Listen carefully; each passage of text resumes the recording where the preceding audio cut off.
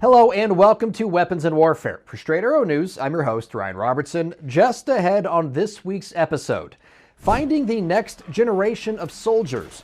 We check in with Army leadership to see how they're looking to increase their ranks through new recruits.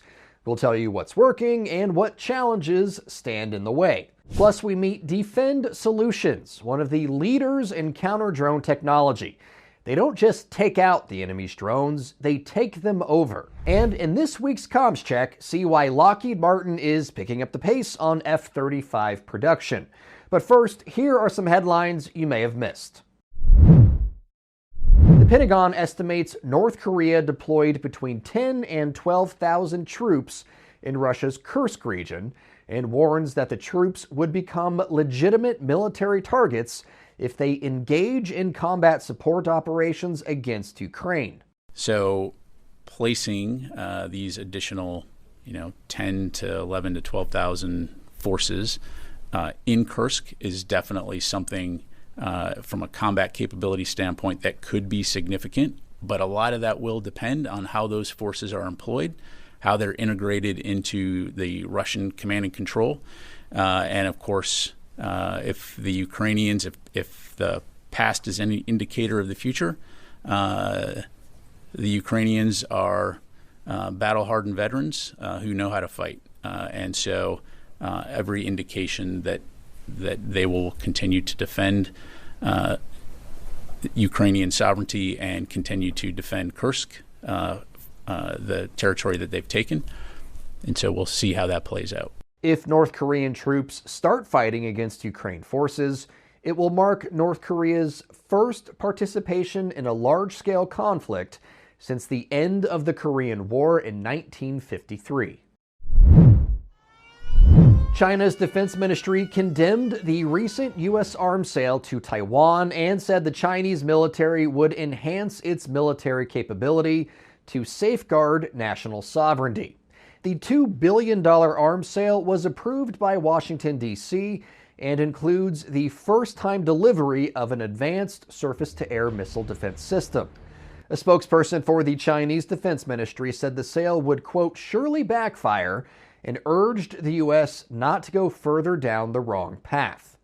The potential sales package approved by the U.S. includes 3 National Advanced Surface-to-Air Missile Systems, also known as NASAMS, and related equipment valued at up to $1.16 billion, according to the U.S. State Department's Bureau of Political Military Affairs. Boeing overcharged the U.S. Air Force for spare parts for C-17 transport planes, including marking up the price on soap dispensers by nearly 8,000%. That's according to a report by a Pentagon watchdog. The Department of Defense Office of Inspector General said the Air Force overpaid nearly $1 million for a dozen spare parts, including $149,072 for an undisclosed number of soap dispensers. On the release of the report, the DoD's Inspector General Robert Storch said the Air Force needs to establish and implement more effective internal controls to help prevent overpaying for spare parts for the remainder of this contract, which continues through 2031.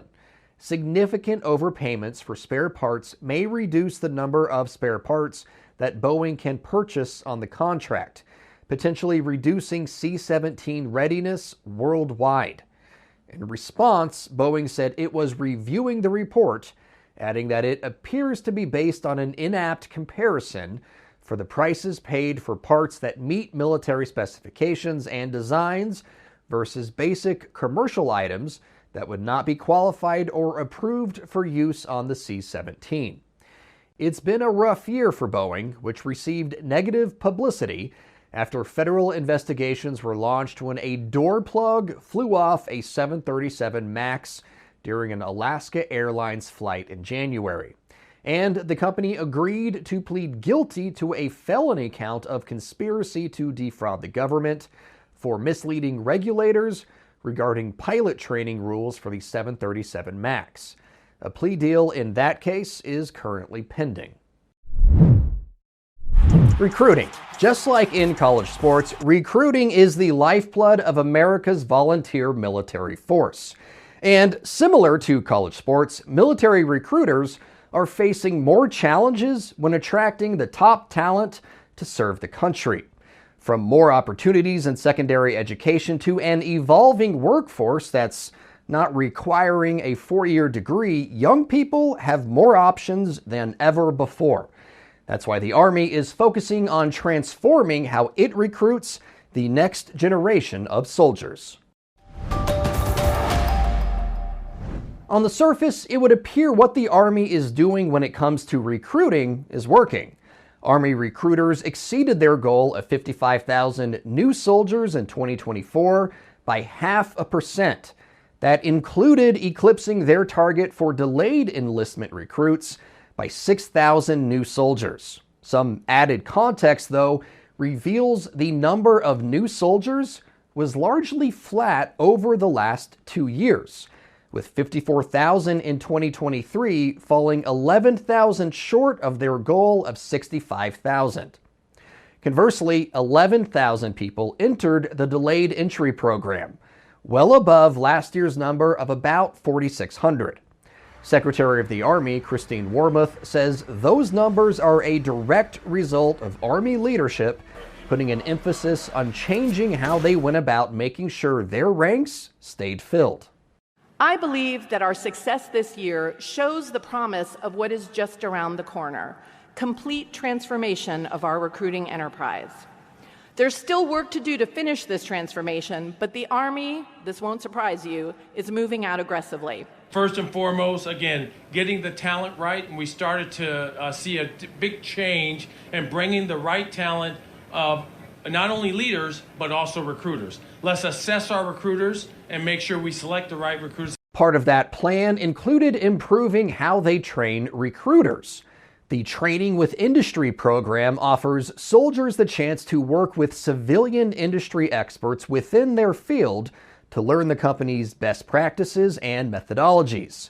To kickstart this initiative, the Army partnered with companies like Amazon, Deloitte, Wells Fargo, and the University of Louisville to provide a wide range of experiences for recruiters. It is truly about the recruiter, making sure that the recruiter has in its access the things that they need to be able to make sure that they can actually do what they're supposed to be doing. And that's prospecting and nurturing the leads of which they actually receive. Brigadier General Antoinette Gant is the chief of the Army's Enterprise Marketing Office and played a role in the return of one of the Army's classic recruiting campaigns. Stand up!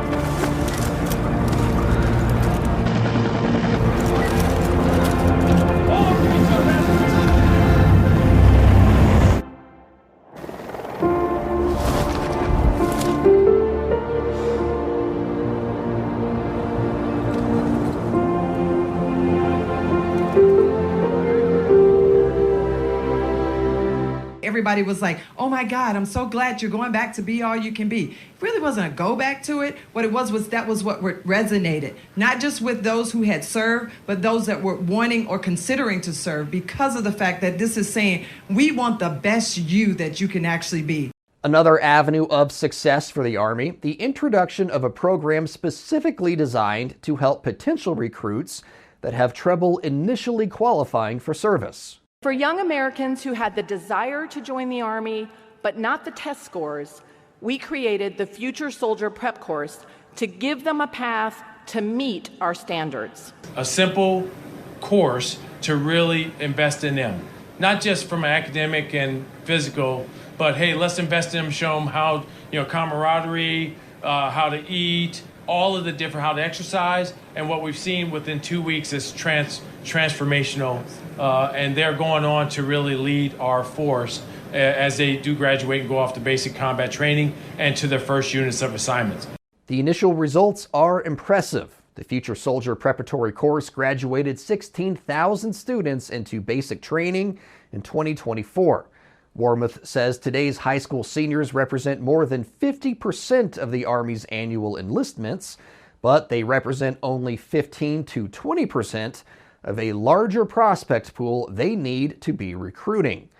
One avenue to that was the introduction of the Soldier Referral Program, an incentive for active duty, guard, or reserve soldiers to refer new recruits to join the ranks. Less than 2 years old, the program has already yielded 77,000 referrals and 5,000 new soldiers. With the success of these initiatives, the Secretary upped the ante during the opening ceremonies of this year's AUSA National Meeting. Looking ahead to fiscal year 2025, I am announcing today that General George and I have set a new goal to recruit 61,000 new soldiers, 6,000 more than this year. It's an ambitious goal to be sure. The last time the Army reported more than 61,000 new recruits in a year was 2019, when a little more than 68,000 new recruits put their name on the dotted line. Serving you clarity through context, our mission at SAN is to deliver the news straight down the middle. We're different from mainstream media because we spotlight distorted headlines and show you how to do it too. Discover stories that right and left-leaning outlets are choosing not to cover by using our Media Miss tool. Download the SAN app and turn on notifications to have straight facts delivered right to your phone or tablet, and get straight facts anytime at SAN.com. In the modern battle space, drones are becoming as ubiquitous as armored vehicles, fighter jets, and aircraft carriers, an essential piece of any military force's plan of action. While defenses against traditional means of warfare are as tried and tested as the vehicles they aim to stop, counter-drone defense is a new but rapidly evolving piece of any military's battle plan. That's why the AirEnforce Air 2 from D-Fend Solutions is our weapon of the week. A quick search of practically any social media platform will yield hundreds of clips of Ukraine's drone operators inflicting devastating damage on troops and equipment. It's that kind of destruction counter-drone manufacturers are working to mitigate. Enter D-Fend Solutions in the AirEnforce Air 2. What we're known for is the actual RF cyber takeover. We take over the drone. The drone now has a new master, if you will, and it's landed safely in a pre-designated zone. It's a novel solution to an increasingly real problem. Counter-drone defenses usually fall into one of 9 categories: EMP or HPM technology, directional jammers, global navigation satellite spoofing, handheld jammers, kinetic solutions, laser-based systems, omnidirectional jammers, radio frequency jammers, and RF cyber-based takeover technology. That's what the AirEnforce Air 2 brings to the table. It's based on a deep understanding of the communication protocols of the drone. So a unauthorized or hostile or rogue drone enters the protected area. We can immediately detect it, and we set off an alert at that point to all the operators. And then it moves into, from that point on, we're tracking it closely. We're not tracking only the drone, but also the pilot and the takeoff position. Jeffrey Starr, D-Fend Solutions CMO, says this takeover approach not only reduces or eliminates the number of limitations found in early counter-drone technology, it opens a window into all kinds of information. We're identifying what is this drone, what is the make, the model, the manufacturer, the serial number, but more importantly, its capabilities. So you understand, and is this friendly, is this authorized, is this unauthorized? So you have this identification phase. And then ultimately, you move into mitigation. Starr tells Weapons and Warfare this approach not only protects friendly forces, it adds the ability to gather intel on adversaries. You can capture the drone, you can capture the intelligence associated with the drone too. And so obviously you capture it very, very surgical, very precise. You don't have the collateral damage dangers, you don't have the disruption dangers, you don't have the operational disturbance. You above all have continuity. Another selling point of the AirEnforce Air 2 is adaptability. Ranging from tactical, vehicular, or stationary deployment, heck, you can even throw it in a backpack. The backpack version is our latest version, and we'll continue that, getting a smaller footprint and getting that portability. Otherwise, it's a never-ending cat and mouse and leapfrog game. As new drone dangers emerge, we of course have to overcome them. According to Star, D-Fend Solutions is operating in 27 different countries, providing counter-drone protection in defense, homeland security, law enforcement, and critical infrastructure. They're also working to help pass legislation that would make their technology available to state and local authorities right here in the United States. It's time now for Comms Check, and this week we have a two-parter featuring a weapons and warfare favorite, the F-35 Lightning II. A report in Air and Space Forces magazine says Lockheed Martin is making good on its prediction of delivering its fifth-generation fighter at a clip of 20 jets a month. A rep for the longtime defense contractor says Lockheed delivered more than 60 jets in 3.5 months, prompting the company to revise its delivery estimates of 2024 from a minimum of 75 jets to a minimum of 90. That adds up to deliveries of between 15 and 23 more jets per month by December 31st. This is all on the heels of the resumption of deliveries this summer after the DoD declined to accept new aircraft without the full Tech Refresh 3 upgrade. In June, the program's executive officer lifted the hold on deliveries after determining a truncated version of the TR-3 was stable and safe for flight. And remember the F-35 that flew for 64 miles after the pilot ejected? That Marine Corps pilot was recently relieved of command. Colonel Charles DePizzo told the Marine Corps Times he was the pilot who ejected from the F-35B over Charleston, South Carolina on September 17th of last year. He also confirmed he had recently been relieved of command of Marine Test and Evaluation Squadron 1 at Marine Corps Air Station Yuma, Arizona. This all comes after a crash investigation found the colonel's primary display and communications had cut out as he was attempting to land in the rain at Joint Base Charleston. The recently released report also disclosed the aircraft's standby flight display and backup communication system remained basically functional. While investigators found Del Pizzo followed procedures and was not derelict in his duties, they also concluded he could have continued flying the jet, and his decision to eject was a mistake. Following his review of the findings, the Commandant of the Marine Corps, General Eric Smith, ordered Del Pizzo be relieved of command. All opinions expressed in this segment are solely the opinions of the contributors. All right, folks, that's going to do it for us this week on Weapons and Warfare. As always, please like and subscribe to all of our social feeds and share them with your friends. Sharing is caring, after all. So for the last few months in the United States, we've been hearing about how President-elect Donald Trump would end the wars currently taking place and prevent future wars from starting. Here's why I hope ending the war in Ukraine does not mean abandoning Ukraine.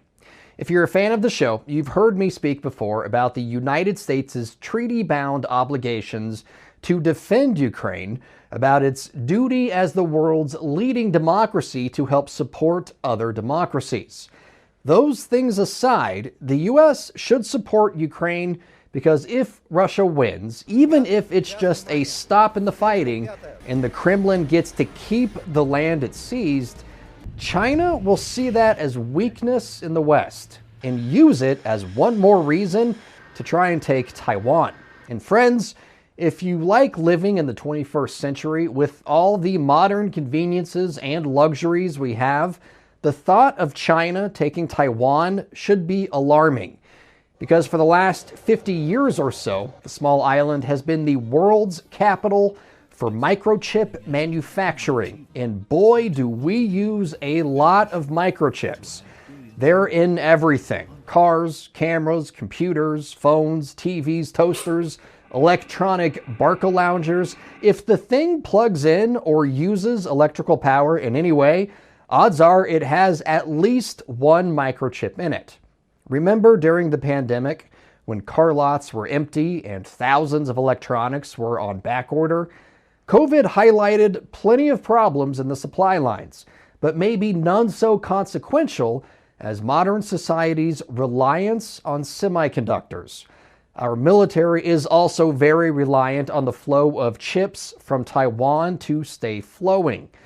Through President Biden's CHIPS Act, the U.S. is in the process of developing more domestic capacity to make microprocessors, but it's not there yet and won't be for some time. We've heard lots of talk about tariffs and how those can be used as an economic lever against China, but Taiwan can absolutely be used as a lever against the U.S. and its allies if a hostile actor seizes control of the island. The best way to deter China, or any adversary, is to convince them the cost of their actions outweigh the benefits. If Russia is not defeated in Ukraine, China will see the cost to an oppressive regime taking on the world's democracies doesn't amount to much. That's what I think anyway. What about you? Tell us in the comments below or send us an email to weaponsandwarfare@san.com. For senior producer Brett Baker, video editor Brian Spencer, and graphics artist Dakota Patillo, I'm Ryan Robertson with Straight Arrow News, signing off.